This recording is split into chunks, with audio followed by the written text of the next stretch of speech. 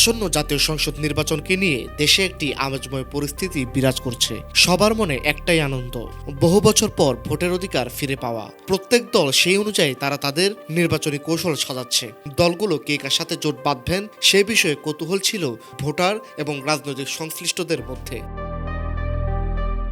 সম্প্রতি এনসিপি ও জামায়াতের জোট আলোড়ন ফেলে দিয়েছে রাজনৈতিক অঙ্গনে। এনসিপির অল্প সংখ্যক নেতা এর বিরোধিতা করলেও সংখ্যাগরিষ্ঠ কেন্দ্রীয় নেতাই এই সমঝোতার পক্ষে রয়েছেন। তাদের মতে এনসিপির এই মুহূর্তে একটা জোটে যাওয়া খুব বেশি প্রয়োজন। জোটে গেলে প্রধান দলের ভালো মন্দ মাথায় বইতে হয়, তা যেমন সত্য, ভালো ও মন্দ সব দলে রয়েছে সেটাও তেমনি সত্য।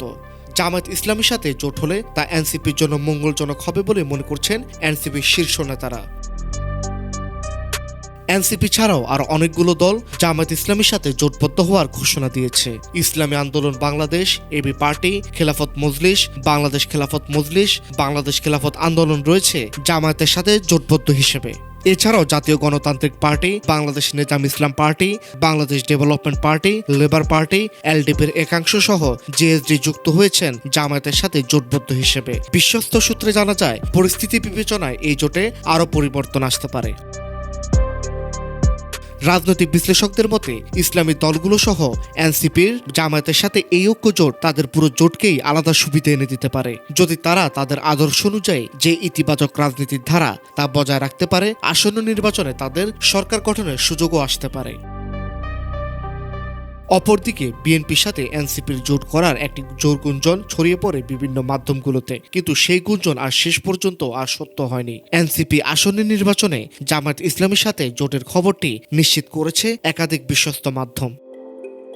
সর্বশেষ তথ্য অনুযায়ী নির্বাচনে 190টি আসন রেখে শরিকদের জন্য 110টি ছাড়তে চায় জামায়াত, যার মধ্যে ইসলামী আন্দোলন বাংলাদেশ ও ন্যাশনাল কংগ্রেস পার্টি পাবে যথাক্রমে 35 ও 30টি আসন। খেলাফত মজলিস 15টি, বাংলাদেশ খেলাফত মজলিস পাবে 10টি আসন, বাংলাদেশ খেলাফত আন্দোলন পাবে 4টি আসন, AB party, liberal democratic party, Bangladesh democratic party ও জাতীয় গণতান্ত্রিক পার্টি পাবে 3টি করে আসন।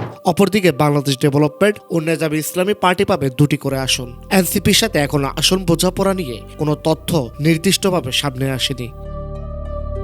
আসন্ন নির্বাচনকে ঘিরে প্রত্যেকটা দল তাদের জোট নিয়ে নিজস্ব কৌশল চালাচ্ছে, যা নিয়ে কৌতূহল রয়েছে সাধারণ ভোটারদের মধ্যে। বিশ্লেষকদের মতে আসন সমঝোতা নিয়ে জামায়াত আর তার শরিক দলগুলো শেষ পর্যন্ত কী সিদ্ধান্ত নেয় সেটাই এখন দেখার বিষয়।